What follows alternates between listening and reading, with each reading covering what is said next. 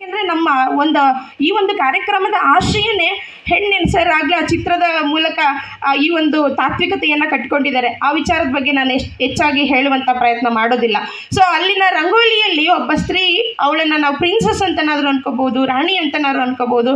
ಅವಳು ಕತ್ತಿ ಇಟ್ಕೊಂಡು ನಿಂತಿದ್ದಾಳೆ ಕುದುರೆ ಮೇಲೆ. ಅದು ಸುತ್ತ ಏನಿದೆ, ಬೆಂಕಿಯ ಚಿತ್ರಗಳ ಥರ ಗೆರೆಗಳು ಕಾಣಿಸ್ತಿದೆ. ಅಂದರೆ ಅಷ್ಟು ಸುಲಭ ಆಗಿರಲಿಲ್ಲ ಅನ್ನೋದನ್ನ ಅಲ್ಲಿ ತೋರಿಸ್ತಾ ಇದೆ ಅಲ್ವಾ. ಸೊ ಇಲ್ಲೂ ಕೂಡ ಸತ್ಯಕ್ಕ ಅದೇ ಪ್ರಶ್ನೆಯನ್ನು ಮಾಡ್ತಿದ್ದಾಳೆ. ಮೀಸೆ, ಕಾಸೆ, ಕಟಾರೆ ಇವುಗಳು ಇದ್ಬಿಟ್ರೆ ನೀವು ಅವನನ್ನು ಗಂಡು ಅಂತ ಹೇಳ್ತಿರಲ್ಲ ಅನ್ನುವಂಥ ಪ್ರಶ್ನೆಯನ್ನು, ಅಂದರೆ ಇವೆಲ್ಲವೂ ನಶ್ವರ ಅನ್ನುವ ನೆಲೆಯಲ್ಲಿ ಅವಳು ಚರ್ಚೆಗೆ ಎತ್ಕೊಳ್ಳೋದನ್ನು ಕೂಡ ನಾವಿಲ್ಲಿ ಗಮನಿಸಬೇಕಾಗುತ್ತೆ. ಸೊ ಹೀಗೆ 12ನೇ ಶತಮಾನದ ವಚನಕಾರರು ದೇಹಕೇಂದ್ರಿತ ನೆಲೆಯಲ್ಲಿ, ವಚನಕಾರ್ತಿಯರು ಬಹುಮುಖ್ಯವಾಗಿ ದೇಹಕೇಂದ್ರಿತ ನೆಲೆಯಲ್ಲಿರುವುದನ್ನು ಅವರು ಅಲ್ಲಗಳಿತ ನಡುವೆ ಸುಳಿವ ಆತ್ಮ, ಹೆಣ್ಣು ಅಲ್ಲ ಗಂಡು ಅಲ್ಲ ನಾಸ್ತಿನಾಥ ಅನ್ನುವಂಥ ಮಾತಿದೆಯಲ್ಲ. ಸೊ ಇಲ್ಲಿ ಹೆಣ್ಣು ಗಂಡು ಅನ್ನುವಂಥ ಪರಿಕಲ್ಪನೆ ಕೇವಲ ದೇಹಕ್ಕೆ ಮಾತ್ರ ಸೀಮಿತ, ಅರಿವಿಗಲ್ಲ, ಜ್ಞಾನಕ್ಕಲ್ಲ ಅನ್ನುವಂಥ ನೆಲೆಯನ್ನು ನಾವಿಲ್ಲಿ ಗುರುತಿಸ್ಬೋದು ಅನ್ನೋದು ನನ್ನ ಒಂದು ಆಲೋಚನೆ. ಸೊ ಅದೇ ರೀತಿಯಾಗಿ ನಾವು ಇನ್ನೊಂದು ನೆಲೆಯ ಆಲೋಚನೆಯನ್ನು ನೋಡೋದಾದರೆ ಆಧ್ಯಾತ್ಮಿಕವಾದಂತಹ ಒಂದು ಸಮಾನತೆ.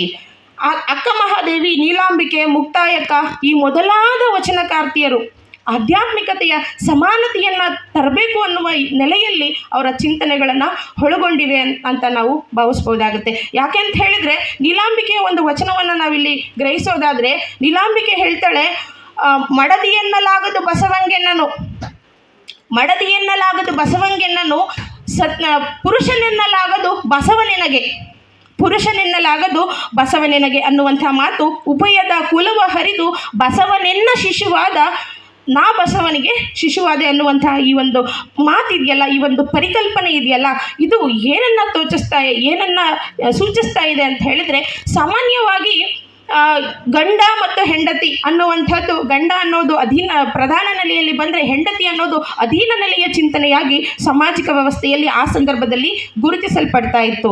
ಸೊ ಹೀಗಿರುವಾಗ ನನ್ನನ್ನು ಬಸವಣ್ಣನ ಹೆಂಡತಿ ಅಂತ ಗುರುತಿಸ್ಕೊಳ್ಳೋದಕ್ಕೆ ಅವಳು ನಿರಾಕರಣೆಯನ್ನು ವ್ಯಕ್ತಪಡಿಸ್ತಾ ಇದ್ಲು. ಯಾಕೆಂದರೆ ಹೆಂಡತಿ ಅನ್ನೋದು ಅಧೀನ ನೆಲೆ ಅಂದಾಗ ನಾನು ಬಸವನಿಗೆ ಅಧೀನ ಅಲ್ಲ ಅನ್ನೋದು ಅವಳ ಒಂದು ಆಲೋಚನೆ ಆಗಿತ್ತು ಅಂತ ನಾವು ಗ್ರಹಿಸ್ಬೋದು. ಯಾಕೆ ಅಂತ ಹೇಳಿದ್ರೆ, ಅವಳು ಹೇಳ್ತಾಳೆ ಇಲ್ಲಿ ಬಸವನೆನ್ನ ಶಿಶುವಾದ, ಬಸವನಿಗೆ ನಾನು ಶಿಶು ಅನ್ನೋಂಥದ್ದು. ಸೊ ಇಲ್ಲಿ ಇಲ್ಲಿ ನೀಲಾಂಬಿಕೆ ಈ ಒಂದು ಗಂಡು ಅನ್ನುವಂತಹ ಒಂದು ಲಿಂಗ ತಾರತಮ್ಯದ ಮಿತಿಯನ್ನು ಮೀರಿದಂಥ ಯೋಚನೆಯನ್ನು ಹೊಂದಿದ್ದಾಳೆ. ಅಷ್ಟು ಮಾತ್ರ ಅಲ್ಲ, ಅಲ್ಲಿ ಶಿಶುವಾಗುವಂಥ ಒಂದು ಪರಿಕಲ್ಪನೆ ಇದೆಯಲ್ಲ, ಇದು ಅಹಂಕಾರವನ್ನು ತ್ಯಜಿಸಿದಂತಹ ಒಂದು ರೂಪ ಅಂತ ನಾವು ಭಾವಿಸ್ಬೋದಾಗುತ್ತೆ. ಯಾಕೆಂತೇಳಿದ್ರೆ, ಶಿಶು ಅಂತಂದಾಗ ಒಂದು ನಿರ್ಮಲತೆಯ ಸಂಕೇತ. ಇಲ್ಲಿ ಬಸವಣ್ಣ ಮತ್ತು ಅಕ್ಕ ಮಹಾದೇವಿಯ ನಡುವೆ ಬಸವಣ್ಣ ಮತ್ತು ಬಹುಮುಖ್ಯವಾದಂಥ ಇನ್ನೊಂದು ಅಂಶ ಏನಪ್ಪ ಅಂತ ಹೇಳಿದ್ರೆ, ಸಾಮಾಜಿಕ ಕಟ್ಟಳೆಗಳನ್ನು ಮುರಿಯುವಂತಹ ಒಂದು ಪ್ರಯತ್ನ ವಚನಕಾರ್ತಿಯರಲ್ಲಿ ಲಿಂಗತ್ವವನ್ನು ಹುಡುಕುವ ನೆಲೆಯಲ್ಲಿ ಬಹಳ ಮುಖ್ಯ ಅನಿಸುತ್ತೆ. ಯಾಕೆ ಮುಖ್ಯ ಅನಿಸುತ್ತೆ ಅನ್ನುವಂಥ ಪ್ರಶ್ನೆಯನ್ನು ನಾವು ಹಾಕ್ಕೊಳ್ಳೋದಾದರೆ, ಸಾಮಾಜಿಕವಾದಂತಹ ಕಟ್ಟಳೆಗಳು ಹೆಣ್ಣಿಗೆ ಹೇರಲ್ಪಟ್ಟಿತ್ತು.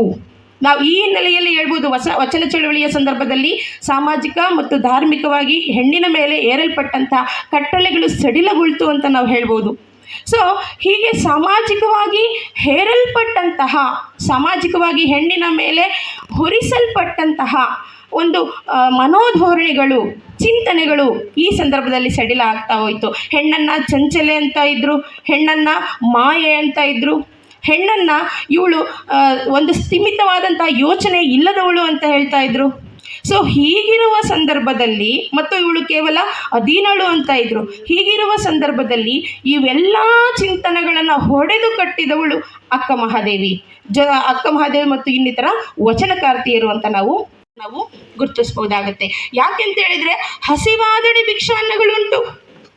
ಏನು ವ್ಯವಸ್ಥೆ ಹೇಳ್ತಾ ಇತ್ತು, ನಾನು ನಿನ್ಗೆ ಅನ್ನ ಹಾಕ್ತಾ ಇದ್ದೀನಿ, ಮಾತು ನಡುವೆ ಸಹಜವಾಗಿ ಬರುವಂಥದ್ದು, ನಾನು ನಿನಗೆ ತಂದಾಗ್ತಿದ್ದೀನಿ, ಅನ್ನ ಹಾಕ್ತಿದ್ದೀನಿ ಅನ್ನುವಂಥ ಮಾತು. ಅವಳು ಹೇಳ್ತಿದ್ದಾಳೆ, ನೀನು ನನಗೇನು ಅನ್ನ ಹಾಕಬೇಕಾಗಿಲ್ಲ, ನೀನು ನನಗೇನು ಫುಡ್ ಕೊಡಬೇಕಾಗಿಲ್ಲ. ಹಸಿವಾದಡೆ ಭಿಕ್ಷಾನ್ನಗಳುಂಟು, ನನಗೆ ತೃಷೆಯಾದಡೆ ಕೆರೆ ಹಳ್ಳಗಳುಂಟು. ನಂಗೆ ಬಾಯಿ ಆರ್ಕೆ ಆದರೆ ಎಲ್ಲೋ ಅಡವಿನಲ್ಲಿ ಸಿಗುವಂಥ ಹಳ್ಳದಲ್ಲಿ ಹಿಡಿದಂಥ ನೀರನ್ನು ಕುಡಿದು ನಾನು ಬದುಕ್ತೀನಿ. ಶಯನಕ್ಕೆ ಭಾಳ ದೇಗುಲಗಳುಂಟು. ನನಗೆ ಇರೋದಕ್ಕೆ ನೀನು ಶೆಟ್ಟರ್ ಕೊಟ್ಟಿದ್ಯಾ ಅಂತ ತಾನೇ ನಿನಗೆ ಅಹಂಕಾರ? ನಾನು ಇರೋದಕ್ಕೆ ವಸತಿ ಕೊಟ್ಟಿದ್ದೀನಿ ಅಂತಲ್ವೇ? ನಿನ್ನ ವಸತಿನೇ ಬೇಡ, ಅಲ್ವಾ? ಶಯನಕ್ಕೆ ಪಾಳು ಯಾವುದೋ ದೇವಾಲಯಗಳು, ಯಾವುದೋ ಗುಡಿಗಳು, ಅಲ್ಲೇ ನನಗೆ ಜಾಗ ಸಾಕು. ಅಷ್ಟೇ ಅಲ್ಲ, ಆತ್ಮಸಂಘಾತಕ್ಕೆ ನೀ ನನಗುಂಟು. ಅದುವರೆಗೂ ಭಾವಿಸಿದ್ದಂಥ ವ್ಯವಸ್ಥೆ, ಹೆಣ್ಣಿಗೆ ಗಂಡು ಬೇಕು, ಹೆಣ್ಣಿಗೆ ಅವಳ ಬದುಕಿಗೆ ಒಬ್ಬ ಸಂಗಾತಿ ಬೇಕು ಅಂತ ಹೇಳ್ತಾ ಇತ್ತು. ಅವಳು ಇಲ್ಲಿ ಹುಡುಕ್ತಿರೋದು ಎಂಥ ಸಂಗಾತಿಯನ್ನ? ದೇಹ ಸಂಗಾತಿಯನ್ನಲ್ಲ, ಆತ್ಮ ಸಂಗಾತಿಯನ್ನ.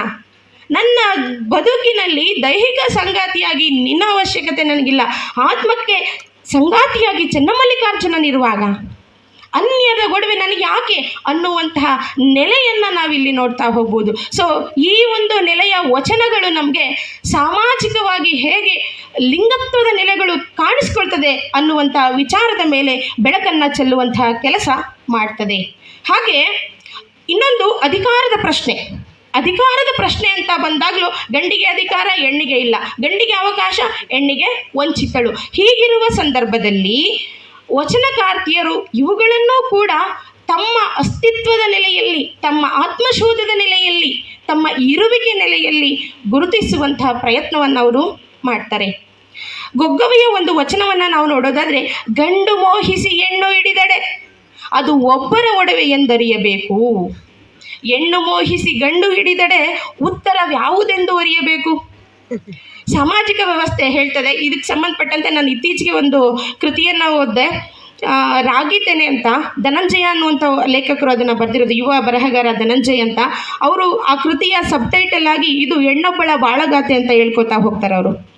ಈ ಹೆಣ್ಣೊಬ್ಬಳ ಬಾಳಗಾತೆ ಅಂತ ಹೇಳ್ಕೊಳ್ಳುವಂಥ ಆ ಒಂದು ಕೃತಿಯ ಒಳಗಡೆ ಮುಟ್ಬಿಟ್ಟೆ ಅನ್ನುವಂಥ ಒಂದು ಅಧ್ಯಾಯ ಬರುತ್ತೆ. ಈ ಮುಟ್ಬಿಟ್ಟೆ ಅನ್ನುವಂಥ ಅಧ್ಯಾಯದ ಒಳಗಡೆ ಏನು ಹೇಳ್ತಾರೆ ಅನ್ನೋದನ್ನು ನಾನು ಸರಳವಾಗಿ ಒಂದು ಮಾತಿನಲ್ಲಿ ಹೇಳೋದಾದರೆ, ಅಲ್ಲಿ ಒಬ್ಬ ಪುರುಷನಿಗೆ ಒಬ್ಬ ಹೆಣ್ಣಿನ ಬಗ್ಗೆ ಮನಸ್ಸಾಗಿರುತ್ತೆ. ನಾನು ಅವಳನ್ನು ಮದುವೆ ಆಗಬೇಕು ಅಂದ್ಕೊಂಡಿರ್ತಾನೆ.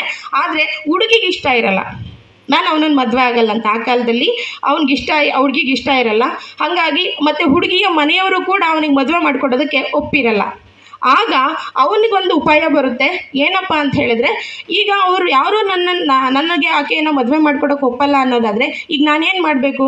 ಅವಳೆಲ್ಲೋ ನೀರಿಗೆಲ್ಲ, ಹಿಂದಿನ ಕಾಲದಲ್ಲೆಲ್ಲ ನೀರು ತರೋದಕ್ಕೆ ಬಾವಿಗಳಿಗೆ ಅಥವಾ ಬೇರೆ ಎಲ್ಲ ದೂರ ಹೋಗ್ತಾ ಇದ್ದಂಥ ಸಂದರ್ಭ ಇತ್ತು. ಆಕೆ ನೀರಿಗೆ ಹೋದಂಥ ಸಂದರ್ಭದಲ್ಲಿ ಹಾಗೆ ಹೋದಂಥ ಒಂಟಿ ಹೆಣ್ಣನ್ನು ಅವನು ಹೋಗ್ಬಿಟ್ಟು ಸುಮ್ಮನೆ ಈಗ ಅವಳು ಕೈ ಹಿಡಿದು ಎಳೆಯೋ ಥರ ಮಾಡಿ, ನಾನು ಇವಳನ್ನ ಮುಟ್ಬಿಟ್ಟೆ ಅನ್ನುವಂಥ ಮಾತನ್ನು ಹೇಳಿಬಿಟ್ಟು, ಆಮೇಲೆ ಏನಾಗುತ್ತೆ ಅಂದರೆ, ಸಹಜವಾಗಿ ಹಳ್ಳಿಗಳಲ್ಲಿ ಅವನು ಅವಳನ್ನು ಮುಟ್ಟಿದ್ದಾನೆ, ಅವನೇ ಮದುವೆ ಆಗಬೇಕು ಅನ್ನುವಂಥ ತೀರ್ಮಾನಕ್ಕೆ ಬಂದು ಅವಳಿಗೆ ಮದುವೆ ಮಾಡುವಂಥ ಒಂದು ವಿಚಾರವನ್ನು ಅವ್ರು ಹೇಳ್ತಾ ಹೋಗ್ತಾರೆ. ಸೊ ನೋಡಿ, 21ನೇ ಶತಮಾನದಲ್ಲಿ ನಡೆದಂಥ ಒಂದು ಘಟನೆಯಲ್ಲಿ, ಒಂದು ಕಥೆಯಲ್ಲಿ ಹೀಗೆ ಮುಟ್ಟಿದೆ ಅನ್ನುವ ಆಧಾರದಲ್ಲಿ ಹೆಣ್ಣು ಅವನ ಸಂಗಾತಿ ಆಗಬೇಕಾದ ಅನಿವಾರ್ಯತೆಗೆ ಒಳಗಾಗ್ತಾಳೆ. ಆದರೆ 12ನೇ ಶತಮಾನದ ಸಂದರ್ಭದಲ್ಲಿ ಗೊಗ್ಗವೆಯಂಥ ವಚನಕಾರ್ತಿಯರು ಅವರು ಪ್ರಶ್ನಿಸ್ತಾರೆ, ಗಂಡು ಮೋಹಿಸಿ ಹೆಣ್ಣ ಹಿಡಿದಡೆ ಒಬ್ಬರ ಒಡವೆ ಎಂದು ಅರಿಬೇಕು. ಗಂಡು ಉದಾಹರಣೆಗೆ ಇವಳ ಮೇಲೆ ನನಗೆ ಮೋಹ ಆಯಿತು, ಇವಳ ಬಗ್ಗೆ ಒಲವಾಯಿತು, ಅಥವಾ ಇನ್ಯಾವುದೋ ಕಾರಣ ಇವಳು ನನ್ನವಳು, ಒಡವೆ ಅಂದರೆ ಇಲ್ಲಿ ಸ್ವತ್ತು ಅನ್ನುವಂಥ ಒಂದು ಆಬ್ಜೆಕ್ಟಿವ್ ನೆಲೆಯಲ್ಲಿ ಹೆಣ್ಣನ್ನು ನೋಡೋದನ್ನು ಅವಳು ಹೇಳ್ತಾಳೆ. ಹಾಗಿದ್ರೆ ಗಂಡಿಗೆ ಮಾತ್ರ ಆಯ್ಕೆಯ ಪ್ರಶ್ನೆಗಳೇ, ಗಂಡಿಗೆ ಮಾತ್ರ ಇದೆಯಾ? ಹೆಣ್ಣಿಗೆ ಈ ಥರದ ಒಂದು ಆಯ್ಕೆ ಇಲ್ಲವೇ?